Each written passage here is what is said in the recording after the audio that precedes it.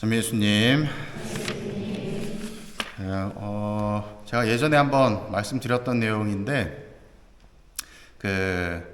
제가 신학교에 있을 때, 신학교에는 공동체 생활을 하기 때문에, 이 식탁봉사라고 하는 게 있거든요. 식탁봉사라 함은 식사가 다 끝나고 나면 이제 설거지를 할 수 있도록 먹은 음식들, 그릇들 이런 것들을 주방으로 옮기고 또 그 기계에다가 세척기에다가 그릇을 넣고 또 뒷정리를 하고 하는 그런 전반적인 일을 식탁봉사라고 이야기하면서 주에 2번 정도씩 조를 짜서 움직여요. 전 학년이 다 1학년부터 부재님들까지 다 각 반에 이 식탁봉사 조가 있어서 주에 한 2회 정도씩은, 많으면 3회 정도씩은 늘 하는 그런 일이 있습니다. 그걸 할 때 제가 신학교에 있을 때에 대략 신학생들이 한 200명이 있었다라고 하면 배식대가 총 4개가 있었거든요. 각각 한 50명 정도씩 이 배식대에 가서 밥을 퍼요. 그러면 그릇을 50개를 준비를 해야 되고, 수저도 50개를 준비를 해야 되고, 젓가락도 50쌍을 준비해야 되고, 그걸 이제 나누는 일을 하는데, 다 이제 뒷정리가 끝나고 나서 마지막에 하는 일이 이 그릇과 수저를 세는 일이었어요. 그래서 저하고 동기 한 명하고 앉아서 2개의 통씩, 이 수저통과 젓가락통을 각각 2개씩 맡아서 이걸 세기 시작을 합니다. 그러면서 두런두런 이런저런 이야기들을 쭉 하면서 제가 먼저 딱 끝났어요. 끝나고 나서 이제 왜 이렇게 느려, 빨리빨리 하지 하면서 막 농담 삼아 이야기도 하고 했는데, 갑자기 그 맞은편에 있는 동기가 그러는 거예요. 야, 너 젓가락이 좀 적어 보이는데? 라고 이야기를 하는 겁니다. 그래서 제가 무슨 말도 안 되는 소리야. 아니야, 양이 적어. 너 이거 100개 센 거 맞아? 그랬더니 당연하지, 100개 셌지. 근데 제가 몇 개를 셌을까요? 50개만 센 거죠. 젓가락이 쌍으로 2개씩이니까 50명은 100개를 해야 되는데 50개만 한 거예요.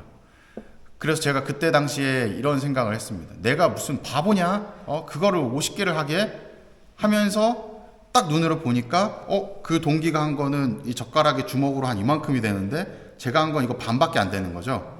그래서 설마 내가 이걸 실수로 했을까 싶어서 꺼내서 이렇게 세봤더니 몇 개예요? 50개였던 거죠. 그 순간에 제 얼굴색은 어떻게 됐을까요? 뻘개지기 시작하고 자신감에 넘쳤던 제 모습은 사라지면서 입이 탁 다물어진 거죠. 그와 동시에 맞은편에 앉았던 동기도 입이 탁 다물어진 겁니다. 더 이상 얘기해봐야 이제는 싸우자는 얘기밖에 안 되는 거죠. 그래서 조용히 다시 50개를 세서 이렇게 넣고 식탁봉사를 마무리했었던 기억이 있습니다. 이처럼 혹시 여러분들도 고집 부리다가 나중에 이렇게 좀 민망했었던 경험이 있으신가 한번 돌아보시면 좋겠습니다. 오늘 복음 내용을 보면 요한복음의 내용인데, 이 생명의 빵, 이 배를 불리는 빵, 이 빵이 누가 준 것이냐에 관해서 이야기를 하고 있거든요. 예수님께서는 이 빵을 누가 주셨다라고 이야기하냐면 하느님이 주셨다라고 이야기를 해요. 그런데 사람들은 그거 모세가 하느님께 청해서 모세가 우리한테 준 거야 라고 생각을 합니다. 그러면서 이제 서로 논쟁을 하는 것이죠. 그리고선 나중에 깨닫게 되고 나서 선생님, 그 생명을 주는 빵, 그 빵을 저에게 주십시오 라고 이야기했더니 그 생명의 빵이 바로 예수 그리스도 당신이시다 라는 것을 밝히면서 너희들이 생각하고 있는 거 잘못된 거야. 그건 모세가 준 빵이 아니라 사실은 하느님께서 모세에게 전달해 주신 빵이야 하는 일깨움을 주시는 내용입니다. 이걸 좀 더 확장해서 생각을 해본다면 예수 그리스도를 대했었던 그 당시의 사람들의 모습을 생각해 볼 수가 있겠죠. 예수님은 하느님의 아들로서 이 세상에 오셨고 사람들에게 많은 일깨움을 주시려고 했는데, 사람들은 예수님을 어떻게 했죠? 박해했어요. 저 사람은 메시아가 아니야. 이러저러한 이유 때문에 저 사람은 메시아일 수가 없어. 저 사람의 고향은 어디고 저 사람은 목수의 아들이고 아니야. 그런데 나중에 드러나게 된 사실은 어떻죠? 결국은 메시아라는 사실을 깨닫게 됩니다. 그때에 내가 잘못했구나, 잘못 알았구나 하고 받아들이면은 느린 걸까요, 빠른 걸까요? 그때라도 받아들인다면 빠른 거예요. 왜냐하면 오늘 일독서의 내용을 통해서 살펴보면 이 사도행전에 스테파노 사도가 등장을 하게 되는데, 스테파노 사도는 이제 첫 번째 순교자다라고 이야기를 합니다. 이 스테파노가 백성의 원로들과 율법 학자들에게 이야기를 하죠. 목이 뻣뻣하고 마음과 귀에 할례를 받지 못한 사람들이요. 그 이야기는 아직 들을 준비가 안 되어 있고 아직 들을 마음이 안 되어 있는 사람들이요 라는 이야기예요. 그들이 아직 완고하게 자신들이 맞다, 난 틀리지 않았어 라는 모습을 지니고 있다는 겁니다.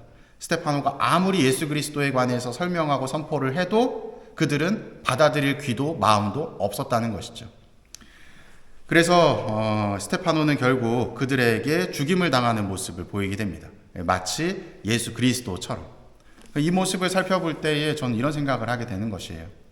사람이 자기가 잘못됐고 틀렸다라는 것을 알지만 알면서도 고집을 부리고 그 아집에 사로잡혀서 자기의 주장을 계속 지속적으로 드러내고 또 그것을 관철시키려고 하는 모습을 보인다면 결국은 이 빛에서는 멀어지는 삶, 생명의 빵에서는 멀어지는 삶으로 갈 수밖에 없는 것이 아닌가.